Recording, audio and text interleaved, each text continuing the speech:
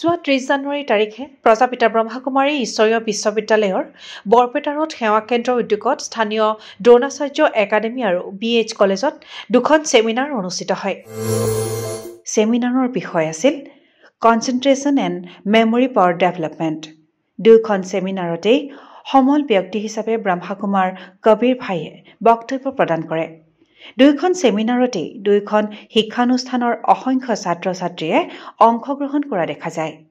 ব্ৰহ্মাকুমাৰ কবীৰ ভাইয়ে কয় যে শিশুৱে যেনেকৈ মাকৰ গাখীৰ খাবলৈ নোপোৱালৈকে অশান্তি কৰি থাকে, ক্ৰন্দনৰত হৈ থাকে, ঠিক তেনেকৈ আমাৰ মনেও বিভিন্ন প্ৰাপ্তি লাভ কৰাৰ পাছতো নতুন প্ৰাপ্তিৰ কাৰণে ছটফটাই থাকে।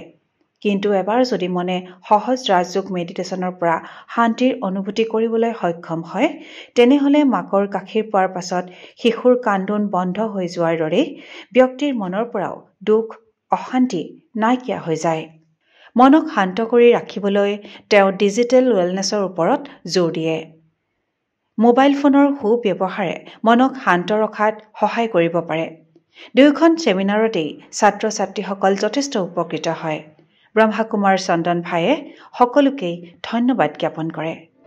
News desk report, north east light studio'.